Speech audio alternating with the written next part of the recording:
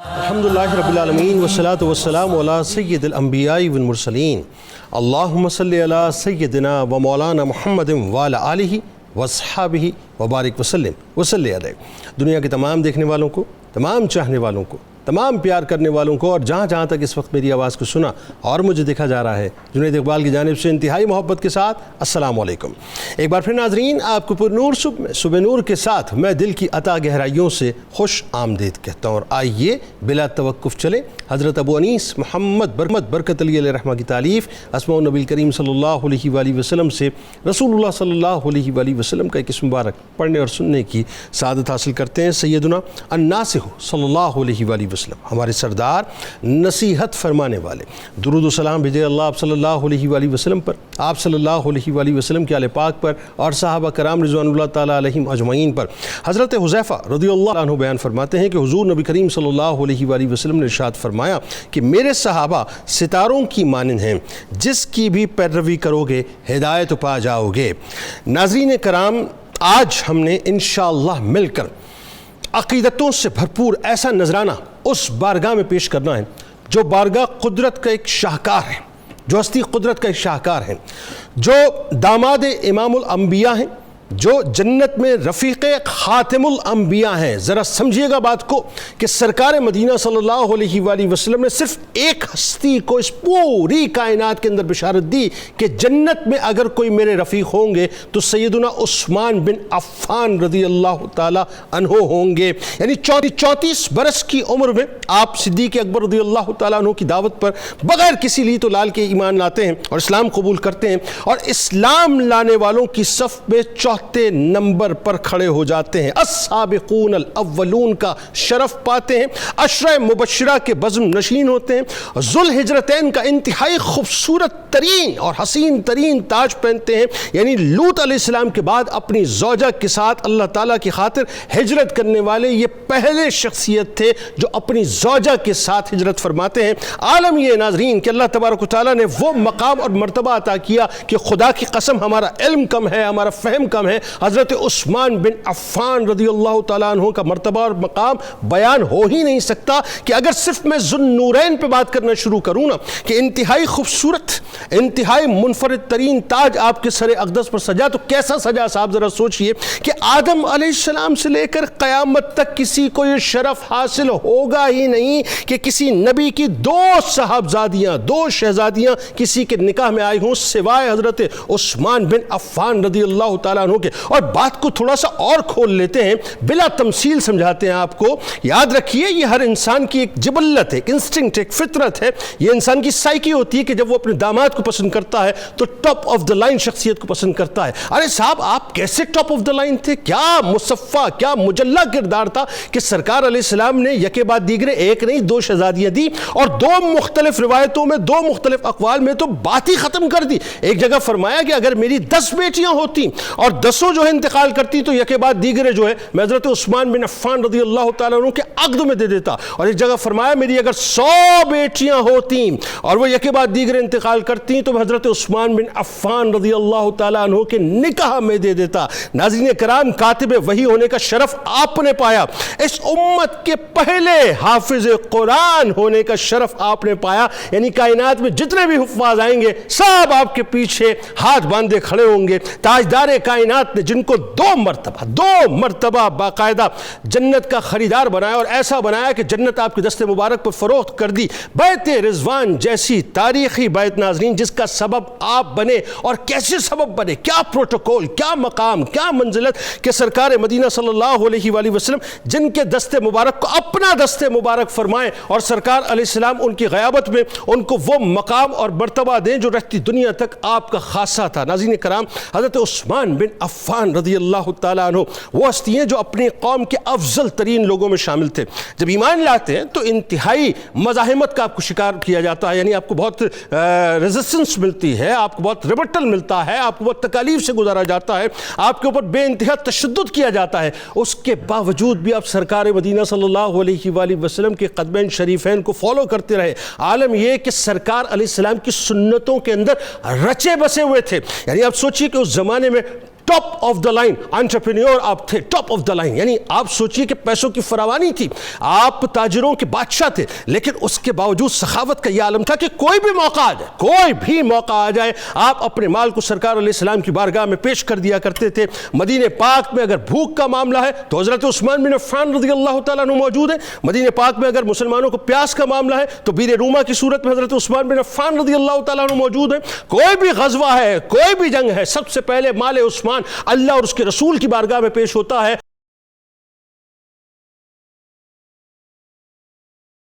آغاز کریں جی. سب سے پہلے تو حضرت عثمان بن عفان رضی اللہ تعالیٰ عنہ کی ظاہر جو خاندانی منزلت ہے پہلے اس پہ بات کیجئے. اور ظاہر ایک بہت ضروری بات,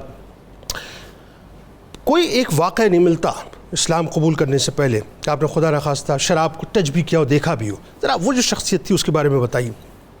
اور پھر جو اسلام قبول کرنے والوں میں آپ کا مقام ہے, السابقون الاولون, عشرہ مبشرہ کے جو تاج ہیں, آغاز کیجئے. بسم اللہ الرحمن الرحیم. وہ ہستی کہ جس ہستی کو صرف زمین میں ہی نہیں بلکہ آسمانوں میں بھی فرشتوں کی زبان سے اللہ تعالیٰ نے عزت افزائی کے جملے جاری فرمائے ہوں, جن کا ذکر خیر آسمان دنیا پر بھی ہو اور اس زمین پر بھی ہو, اور جن کا جب بھی ذکر کیا جائے آقا کریم علیہ السلام کی زبان فیض ترجمان ان کے اوپر اپنی عنایات ہی برساتی نظر آئے, اور جن کا خاندان بھی حضور علیہ السلام کے خاندان کے ساتھ جڑتا ہو, اور جن کا ایک ایک نہیں بلکہ 10 رشتے حضور کے خاندان کے ساتھ جڑتے ہوں, اور پھر وہ جو اسلام سے قبل بھی ان امور کی طرف کبھی بھی نہ گئے ہوں جن کو فطرت سلیمہ کبھی پسند نہیں کرتی. یہ وہ ہستی ہیں, جامع القرآن ہیں, کامل حیاء والایمان ہیں, حبیب الرحمن ہیں, صاحب جود و سخا ہیں, اور پھر وہ عظیم المرتبت ہستی ہیں کہ جو ہر وقت زبان مصطفیٰ کو دیکھتے تھے کہ کب جملے حضور علیہ السلام کی زبان سے فی سبیل اللہ خرچ کرنے کے نکلیں اور ادھر ان کا دست عطا اسی وقت کھل جائے. سبحان اللہ, ماشاءاللہ. یہ حضرت سیدنا عثمان بن عفان رضی اللہ عنہ, یہ وہ عظیم المرتبت ہستی ہیں کہ جن کا اگر ہم پیچھے شجرہ دیکھیں تو بھی حضور سے ملتا ہے, اور آگے سلسلہ دیکھیں تو بھی حضور سے ملتا ہے. سبحان اللہ, سبحان, کیا بات. پیچھے آپ کا سلسلہ نسب جو چلتا ہے وہ 5ویں پشت میں جا کر حضور علیہ السلام کے جد امجد حضرت سیدنا عبد مناف رضی اللہ عنہ سے مل جاتا ہے, اور پھر جب آگے دیکھتے ہیں تو پیرالل ہمیں یہ نظر آتا ہے کہ حضور علیہ السلام کے دوہرے داماد ہونے کا شرف پاتے ہیں. سبحان اللہ. اور پھر ہم اس سے آگے دیکھتے ہیں تو حضرت مولا علی المرتضیٰ شیر خدا کے ہم زلف بھی نظر آتے ہیں. پھر ہم اس سے آگے اگر قدم بڑھاتے ہیں تو پھر یہ بھی نظر آتا ہے کہ اگر داماد ہونے میں فخر ہے اور شرف ہے, اور یقیناً شرف ہے, تو پھر یہ شرف اللہ تعالیٰ نے حضرت امام حسن اور حسین رضی اللہ عنہ کے ذریعے بھی نے عطا فرمایا. حضرت عثمان غنی رضی اللہ عنہ کی صاحبزادی حضرت عائشہ بنت عثمان, ان کے ساتھ پہلے نکاح حضرت سیدنا امام حسن پاک رضی اللہ نے کیا تھا, اور امام حسن پاک کے بعد انہی کے ساتھ نکاح حضرت سیدنا امام حسین پاک نے کیا تھا. اللہ. یعنی اس سے سمجھنا چاہیے کہ آپ کی علوم مرتبیت کیا ہے کہ ادھر خود بھی دوہرے داماد ہیں, اور ادھر جو صاحبزادی ہے اس کو جنتی جوان دوہرے نصیب ہوئے ہیں. اللہ. اور اس سے یہ بھی پتہ چلا کہ آپ کی بانڈنگ اور نیٹنگ کیسی تھی اہل بیت کے ساتھ. جی, یہ بھی بڑی اہم بات ہے. اس سے آگے ہم دیکھتے ہیں تو آپ کے جو پوتے ہیں وہ 2 پوتے بھی انہی ہستیوں کے جا کے داماد بنے ہیں. تو جو ایک ایسی حسین رشتوں کی مالا میں پروئے ہوئے نظر آتے ہیں. میں نے عرض کیا تھا کہ اوپر بھی دیکھے تو حضور کا خاندان, برابر میں آئے تو بھی خاندان, اور نیچے دیکھے تو بھی خاندان, اور پھر اس سے بڑھ کے بات یہ کہ حضور علیہ السلام اور حضرت مولا علی پاک رضی اللہ عنہ کے رشتے میں بھانجے بھی لگتے ہیں.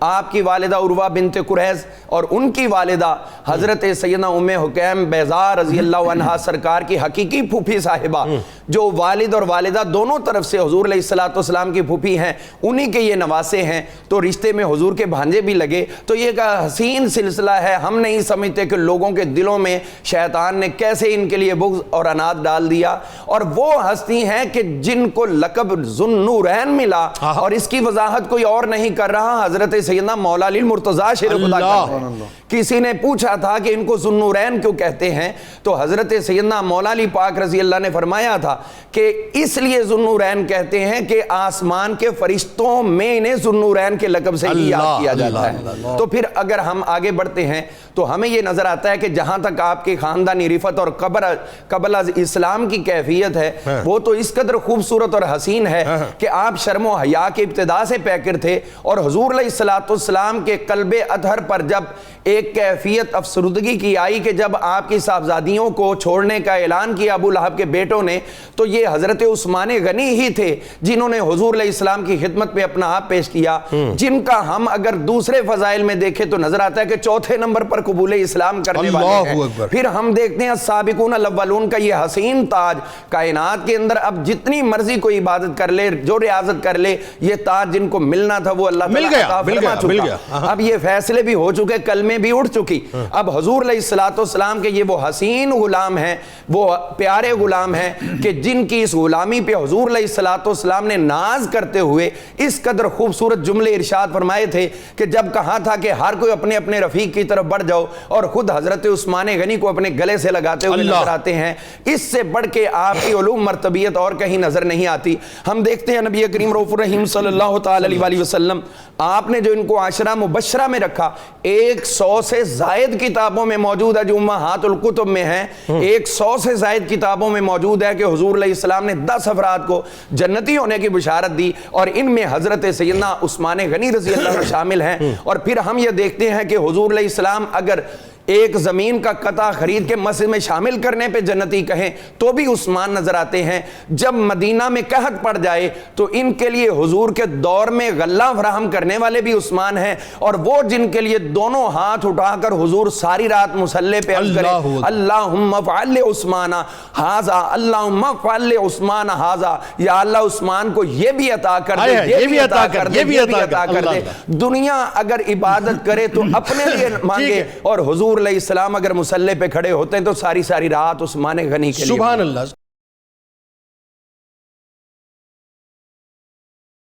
اب آئیے ذرا، یہ بڑی ایک اہم ترین بات ہے، فار گرانٹیڈ لوگ لیتے ہیں آج اسلام کو، کلمہ طیبہ گھروں میں موجود ہے، اس طرح کی اہمیت نہیں، اللہ ماشاءاللہ، اللہ کرے ہم یہ سمجھیں بات کہ یہ کتنی امپورٹنٹ بات ہے کہ اللہ تعالیٰ نے ہمیں مسلمان گھرانے میں پیدا کیا اور کلمہ طیبہ ہمارے قلوب میں موجود ہے۔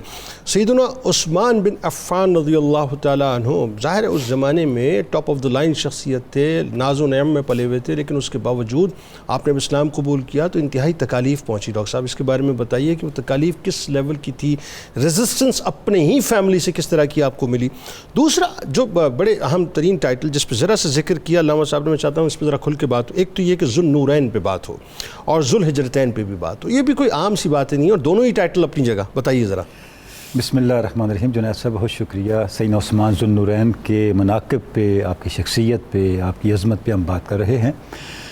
جنید صاحب صحابہ کرام کی جو امتیازی شان ہے، قیامت تک اس کا کوئی پہلو، اس میں کوئی دوسرا شریک نہیں ہو سکتا۔ سبب کیا ہے کہ صحابیت حضور کی صحبت کے ساتھ ہے، اور یہ اب کسی کو نصیب نہیں ہونی۔ کیا بات؟ دوسری بات یہ ہے، قرآن مجید آپ صلی اللہ علیہ وسلم پہ اترا، قرآن مجید نے کیریکٹرل سگنیفیکنس کے، کردار کی بلندی کے جتنے بھی معیارات قائم کیے، ان کا پہلا مصداق صحابہ ہے۔ سبحان اللہ، سبحان۔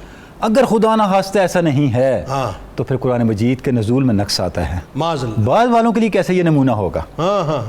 یعنی قرآن مجید نے جتنے کمالات بیان کیے، کوئی پاسبل ہو سکتا ہے، بالکل ٹھیک ہے، اس کا حضور آپ صلی اللہ علیہ وسلم کی تعلیم عطا کرنے کے بعد پہلا مصداق کون ہے؟ صحابہ ہیں۔ اور پھر وہ کمالات بیان کر کے فائنلی بتا دیا کہ یہ انڈورسمنٹ ہے رضی اللہ تعالیٰ عنہ۔ اچھا، سرٹیفکیٹ مل گیا، لہٰذا ہمیں 100 بار 1000 بار سوچنا ہے ان ہستیوں کے بارے میں بات کرنے سے۔ اللہ اکبر، سبحان اللہ، صحیح بات کر رہے ہیں۔ دوسری بات، یہ جو قرآن مجید کے کمالات ہیں صحابہ کرام کے اندر موجود ہیں، بعض صحابہ بعض قرآنی کمالات کی انتہا پہ ہیں کہ وہ ان کی پہچان بن گئے۔ کیا بات؟ سورہ فتح ہے، محمد رسول اللہ والذین معہ اشداء علی الکفار رحماء بینہم۔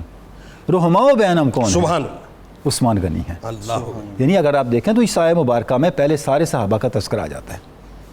تو سیدنا عثمان غنی کی شخصیت کو جب ہم دیکھتے ہیں جنید صاحب، آپ کا ایمان لانا، ایمان لانے کے بعد اس کے اوپر آپ کی استقامت اور آزمائشوں سے گزرنا، آزمائشوں کو خندہ پیشانی سے برداشت کرنا، اللہ، اور اس پر پھر اللہ اور اس کے رسول کی بارگاہ کی طرف سے قبولیت، سبحان اللہ، عجیب شان ہے۔ سبحان اللہ۔ یعنی آپ صلی اللہ علیہ وسلم پر ایمان، اچھا آپ اس کو دیکھیں کیسے اور کس شرح صدر کے ساتھ کس استقامت کے ساتھ آپ ایمان کی طرف آئے. بہت سی روایات ہیں. ایک روایت یہ ہے کہ آپ فرماتے ہیں کہ میں اپنی خالہ کے پاس تیمارداری کے لیے گیا کہ آپ صلی اللہ علیہ وسلم ہی تشریف لائے, اور میں آپ صلی اللہ علیہ وسلم کو بڑی حیرت سے دیکھنے لگا. تو آپ نے فرمایا عثمان کیوں اس طرح دیکھ رہے ہو؟ فرماتے ہیں میں نے کہا کہ آپ کی تو ہمارے یہاں بہت بلند شان ہے, یہ لوگ کیا باتیں کرتے ہیں عجیب عجیب. تو آپ صلی اللہ علیہ وسلم نے فرمایا لا اشہد ان لا الہ الا اللہ, اور ساتھ ہی فرمایا قرآن شریف کی آیت پڑھی وفی السماء رزقکم وما توعدون فورب السماء والارض انہ لحق مثل ما انتم تنطقون, جو تم سے وعدہ کیا جاتا ہے اور جو تمہارا رزق ہے یہ آسمانوں میں ہے. اللہ, اور یہ اتنی بڑی حقیقت ہے جسے تم آپس میں ایک دوسرے سے باتیں کرتے ہو, یہ حقیقت ہے. اللہ عثمان کہتے ہیں کہ جب یہ بات میں نے سنی تو میرے رونگٹے کھڑے ہو گئے, اللہ, اور میں ایمان کی طرف آ گیا, میں نے ایمان قبول کر لیا. یعنی وہ دیکھیے وہ اس مینٹیلٹی کو ایڈریس کیا, چونکہ پیسہ آپ کے پاس بہت تھا. میں اس کو دوسری طرف لیتا ہوں. اچھا اگر آپ کی شخصیت کو دیکھیں اور بات کی ڈیولپمنٹس کو دیکھیں, آپ دیکھیں کہ وہ پہلا میسج کیا دیا, تمہارا رزق آسمانوں میں ہے. اس پہ آپ کا شرح صدر اور استقامت, پھر پوری زندگی اس کا مظہر نظر آتی ہے. آپ نے زمین کی طرف نہیں آسمان کی طرف ہی دیکھا. اللہ اللہ اللہ اللہ اللہ. مجھے بتائیں پھر آزمائشیں ان کو ایمان سے ہٹاتی کیسے؟ بالکل ٹھیک ہے, کیسے ہٹا سکتی ہیں آزمائشیں؟ سبحان اللہ سبحان. تو جب ایمان لے آئے بنو امیہ سے تھے آپ, اور آپ جانتے ہیں تاریخ گواہ ہے بنو امیہ کے ساتھ ویسی ایک رکابت تھی بنو ہاشم کی کہ بھئی یہ نبوت بھی یہاں پہ آ گئی تو یہ جو ساری کی ساری سیادت و قیادت تو وہاں چلی جائے گی. بالکل ٹھیک. اور حضرت عثمان کا ایک سٹیٹس تھا, تو سختیاں کرنا تو ضروری بات تھی سوسائٹی کی طرف سے, ان کے خاندان کی طرف سے. بالکل ٹھیک. لہٰذا ان کے چچا نے بقیہ لوگوں نے مظالم کی انتہا کر دی. بالکل ٹھیک. ہر طرح سے ان کو ڈرایا بھی, دمکایا بھی, اور قیادت و سیادت کے خطرات سے بھی آگاہ کیا. بالکل ٹھیک. حضرت عثمان نے فرمایا نہیں, یہ چھوٹی باتیں ہیں. واہ, جو میں نے دیکھا ہے اب میں یہاں سے ہٹنے والا. سبحان اللہ. سبحان. حق یہ ہے, سچ یہ ہے, بقا یہ ہے, عزت یہ ہے, مستقبل یہ ہے, زمین سے آسمان تک رحمتوں تک رسائی یہ ہے. اس بارگاہ کو کیسے چھوڑا؟ میری ابتدا بھی یہی ہے, انتہا بھی یہی ہے, پھر نہیں چھوڑا. واہ سبحان اللہ. اچھا اس کے بعد آپ دیکھیں کہ آزمائشیں جو ہیں اس پہ آپ کی استقامت ہی آپ کو ذوالحجرتین کے لقب تک لاتی ہے. سبحان اللہ. ابھی آپ نے ذکر بھی کیا کہ حضرت ابراہیم اور حضرت لوط کے بعد اگر اللہ کی راہ میں کوئی اپنی اہلیہ کے ساتھ نکلا تو حضرت عثمان ہے. اللہ اللہ. حبشہ کی طرف جانے والے آپ پہلے صحابی ہیں, اللہ پہلے مہاجر ہیں. اللہ. دوسرے لفظ میں آپ یہ کہیں کہ اسلام کے پہلے مہاجر ہیں. اللہ. کیونکہ پہلی ہجرت تو حبشہ کی طرف ہوئی. لوط علیہ السلام کے بعد اپنی زوجہ کے ساتھ. بالکل. اور اچھا اس کے بعد پھر بقیہ صحابہ گئے. یعنی اسلام کی تاریخ میں بھی اگر آپ دیکھیں تو ہجرت کا آغاز آپ سے ہوا, حبشہ آپ تشریف لے گئے. ٹھیک ہے. اچھا بعد میں ایک افواہ پھیلی کہ جناب یہ لوگ جو ہے وہ آ رہے ہیں, وہاں پہ حالات ٹھیک ہو گئے ہیں, آپ واپس تشریف لے آئے. دیکھا تو حالات خراب تھے, لیکن پھر آپ دوبارہ نہیں گئے. تاں کہ پھر مدینہ طیبہ ہجرت, مدینہ طیبہ کی طرف ہجرت کر کے تشریف لے گئے. اچھا اس کے ساتھ آپ دیکھیں آپ کا ایک اور لقب ذوالنورین, جس طرف آپ نے اشارہ کیا, کمال لقب ہے. یعنی آپ صلی اللہ علیہ وسلم نے, جیسے علامہ صاحب نے بھی ذکر کیا, حضرت رقیہ آپ کے نکاح میں آئیں, حضرت ام کلثوم آپ کے نکاح میں آئیں. یہ شہزادیاں آپ صلی اللہ علیہ وسلم کے نور ہائے نظر سیدنا عثمان غنی کے نکاح میں آنے کی معنویت. آپ صرف ایک میں واقعہ کوٹ کرنا چاہوں گا, غزوہ بدر. جناب کتنا بڑا غزوہ ہے, یعنی وہ اتنا بڑا غزوہ جسے آپ فرقان کہتے ہیں. اللہ. اور اس کے شرکاء جو صحابہ تھے جن کے بارے میں آپ صلی اللہ علیہ وسلم نے فرمایا کہ اب ان پر کوئی گرفت نہیں ہے, فیوچر کی کوئی گرفت نہیں ہے. حضرت عثمان واحد صحابی ہیں جو اس میں شریک نہیں تھے لیکن شریک تھے, لیکن بدری تھے, لیکن شریک تھے. ہاں کیوں کہ آپ ذوالنورین تھے. سبحان اللہ. اب ذات رسالت مآب کی ایک نور کی خدمت اور عیادت اور ان کی بیمار پرسی کے لیے موجود. ہاں بالکل ٹھیک. گویا کہ آپ صلی اللہ علیہ وسلم نے اس خدمت کو, اس ڈیوٹی کو بدر میں موجودگی کے برابر کرا دیا. اور ڈپیوٹ بھی سرکار نے کیا تھا. یہ سرکار کے حکم سے ہوا نا سب کچھ, تو وہ تو ہو نہیں سکتا تھا کہ وہ اپنی مرضی سے رک جاتے. یہ سبب ہے ذوالنورین ہونے کا کہ آپ صلی اللہ علیہ وسلم کی شہزادیاں آپ کے گھر میں موجود ہونا, کہ آپ کا منصب کہاں تک چلا گیا, اللہ اکبر, کہ اب اس منصب میں کوئی دوسرا شریک نہیں ہے. واہ سبحان اللہ, کیا خوبصورت بات ہے.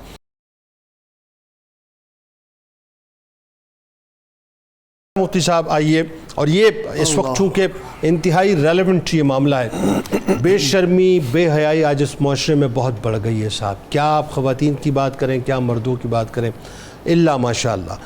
تو حضرت عثمان بن عفان رضی اللہ تعالیٰ عنہ کی شرم و حیا مجھے لگتا ہے کہ شاید صاحب گھول کے پلانے کی ضرورت ہے. ایک بات, خوف خدا جتنا آپ میں تھا وہ گھول کے پلانے کی ضرورت ہے. اور آج دو پیسے کسی کے پاس آ جائیں صاحب تو ناچتا پھرتا ہے, گاتا پھرتا ہے. وہ تو مطلب تاجروں کے بادشاہ اس زمانے کے ٹاپ انٹرپرینیورز میں شامل ہوتے تھے, اور عالم یہ ہے کہ عاجزی اور ان کی ساری جو بلا کی تھی. ذرا اس پہ گفتگو کیجیے. جنید بھائی, نبی صلی اللہ تعالیٰ علیہ وسلم کو اللہ تعالیٰ نے بعض چیزیں بڑی خاص عطا فرمائیں. آپ کو بیٹیاں بھی شرم و حیا والی عطا فرمائی, داماد بھی شرم و حیا والے. اللہ اللہ اللہ اللہ. حضرت عثمان غنی رضی اللہ تعالیٰ عنہ کی شرم و حیا کی یہ مثال ہے کہ آپ صلی اللہ علیہ وسلم تکیے سے ٹیک لگا کے بیٹھے ہوئے, اللہ, تو حضرت عثمان غنی رضی اللہ تعالیٰ عنہ نے اجازت چاہی تو آپ نے فرمایا ٹھہر جائیں. پھر آپ بالکل درست ہو کے صحیح ہو کے بیٹھے, آپ نے فرمایا اجازت دے دیں. سید عائشہ صدیقہ رضی اللہ تعالیٰ عنہ عرض کرتی ہیں حضور والا سیدنا صدیق اکبر بھی تو تشریف لائے تھے, آپ نے فرمایا اللہ تعالیٰ نے عثمان کی ذات میں ایسی شرم و حیا رکھی ہوئی ہے, اگر میں ایسے ہی بیٹھے رہتا تو جو بات وہ کرنے کے لیے آئے وہ نہیں کر سکتے. اللہ. پھر فرمایا میں اس بندے سے کیوں نہ شرم و حیا کروں جس سے اللہ کے فرشتے بھی حیا فرماتے ہیں. اللہ, جبکہ تینوں صحابہ پہلے آ چکے ہیں, صدیق اکبر, عمر فاروق, مولا کائنات, اور پھر حضرت عثمان غنی. اللہ اکبر. اور پھر آپ کی شرم و حیا کی ایک بات جو آپ نے ابھی انٹرو میں بھی کی تھی وہ بھی بڑی اہم ہے کہ حضور پاک صلی اللہ علیہ وسلم نے اللہ کی بارگاہ میں عرض کی مولا ان کی شرم و حیا کی وجہ سے میں گزارش کرتا ہوں کہ قیامت والے دن اس کو مقام ایجاب پہ نہیں کھڑا کرنا. اللہ. حضور صلی اللہ علیہ وسلم نے یہ تو فرمایا کہ میری امت کے 70,000 بندے بغیر حساب کے چلے جائیں گے, لیکن وہ کون ہے؟ وہ کون؟ وہ کوئی نہیں پتا, لیکن ان کا پتہ ہے کہ ان سے حساب نہیں ہوگا. ان کا پتہ ہے. ہاں. پوچھا کہ حضور آپ نے ایسی دعا کیوں فرمائی؟ آپ نے فرمایا شرم و حیا کی وجہ سے یہ اللہ کی بارگاہ میں جواب نہیں دے سکتا, تو میں نے اس مرحلے کو اپنے کرم اور فضل سے ویسے ہی گزار دیا. اللہ اللہ اللہ. اور پھر حضرت عثمان غنی رضی اللہ تعالیٰ عنہ کا جو خوف خدا ہے وہ اس بات سے نظر آتا ہے کہ جب آپ قبرستان سے گزرتے ہیں تو اللہ کے خوف سے اور قبر کی کیفیت اور اس کے مراحل سے اتنے آنسو بہاتے ہیں کہ ساری آپ کی ریش مبارک آنسو سے تر ہو جاتی ہے. تو لوگ پوچھتے ہیں جناب آپ تو سرٹیفائیڈ جنتی ہیں, یہ کیا مسئلہ ہے؟ فرمایا جنت آخری مرحلہ ہے, اس آخری مرحلے کی طرف جانے کے لیے یہ پہلا مرحلہ ہے. اللہ. حضور پاک صلی اللہ علیہ وسلم نے فرمایا جو اس میں کامیاب ہوگا وہ آخرت میں. حضرت عثمان غنی کی یہ بات ہمیں یہ سوچنی چاہیے کہ ان کے پاس سرٹیفکیٹ تھا تو وہ اتنا ڈر اور خوف رکھتے تھے, ہمارے پاس کچھ نہیں ہے پھر بھی ہم کہتے دیکھ لیں گے. جی کیا دیکھ لیں گے, کوئی شے نہیں دیکھی جائے گی. اس لیے مومن کی یہ شان ہے کہ وہ خوف و رجا کے ساتھ زندہ رہتا ہے. خوف و رجا کا معنی یہ ہے کہ ساری زندگی اللہ کا ڈر و خوف رکھتا ہے کہ ایمان نہ ضائع ہو جائے, اور جب اس کی روح قبض ہو رہی ہوتی ہے تو امید والا ہوتا ہے کہ یا اللہ تیرے خوف کے ساتھ زندگی میں نے گزاری, اب میں تجھ سے تیری رحمت کا طلبگار ہوں. اللہ. کبھی بے خوفی والی نہیں. اللہ. اور پھر تواضع اتنی تھی حضرت سیدنا عثمان غنی رضی اللہ تعالیٰ عنہ میں, آپ عاجزی اور انکساری والے اتنے تھے کہ اتنے مال کے باوجود آپ اپنا کام خود کرتے تھے. تہجد کی نماز پڑھنے کے لیے جب حضرت عثمان غنی اٹھتے تو کسی کو آواز نہیں دیتے تھے پانی لاؤ. میں نے اپنی آنکھوں سے جنید بھائی دیکھا ہے جو عمراء ہیں جن کی تربیت نہیں ہوئی ہوئی, کھانا سامنے پڑا, ہر شے پڑی ہے, لیکن گلاس نہیں پکڑتے, کہتے گلاس بھی ہمیں پکڑایا جائے. حضرت عثمان غنی رضی اللہ تعالیٰ عنہ ایک ایک شے خود پکڑتے ہیں, ایک ایک شے خود لیتے ہیں, اور جب ساتھ چلتے ہیں تو اپنا سامان بھی خود اٹھاتے ہیں. کہتے ہیں آقا کریم صلی اللہ علیہ وسلم نے فرمایا ہوا تھا اگر سواری پہ بیٹھ کے کوڑا بھی گر جائے تو خود اٹھ کے پکڑا کرو, کسی سے مدد نہ لیا. اللہ اکبر. بہت شکریہ آپ تینوں احباب کا آپ تشریف لائے. اور آخر میں آئیے ناظرین آپ کو لیے چلتے ہیں کتاب الشفا کی جانب. کلمہ شہادت کی فضیلت. وضو کے بعد اپنا چہرہ آسمان کی طرف کر کے ایک بار دوسرا کلمہ اور ایک بار سورہ قدر پڑھ کر ہاتھوں پہ دم کر کے آنکھوں پہ پھیر لینے سے بینائی تیز ہو جاتی ہے. امیر المومنین حضرت عثمان بن عفان رضی اللہ تعالیٰ عنہ کا قول مبارک ہے کہ آہستہ بولنا, نیچی نگاہ رکھنا اور میانہ چال چلنا ایمان کی نشانی ہے. بزم اصحاب نبی کے انجم زبار ہے,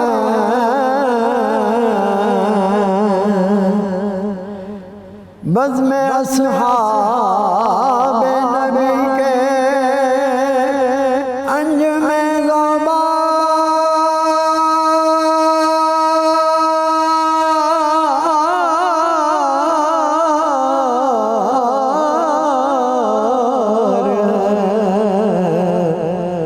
حضرت عثمان شاہ دین کا شاہکار ہے, حضرت عثمان شاہ دین کا شاہکار ہے.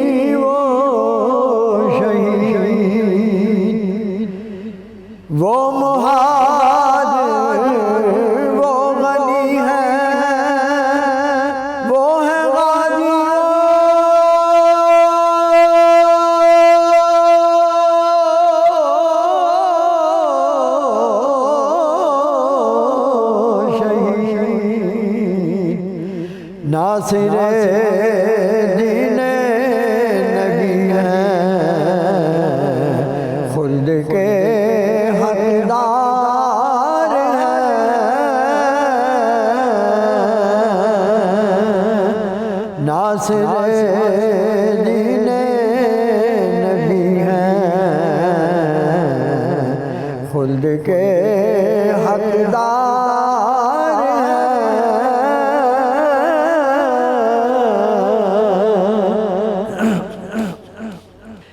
ساجد کا ہاتھ ہے،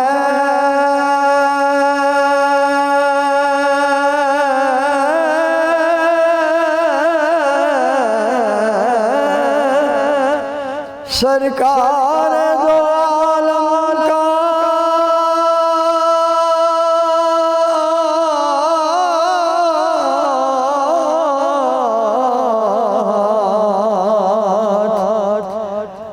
ساجد کا ہاتھ ہے، سرکار دو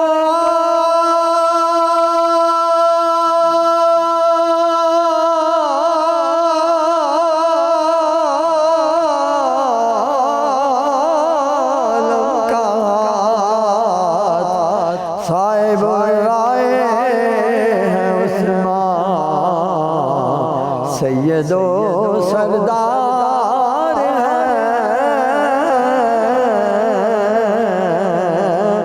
صاحب رائے ہیں عثمان، سید و سردار ہیں۔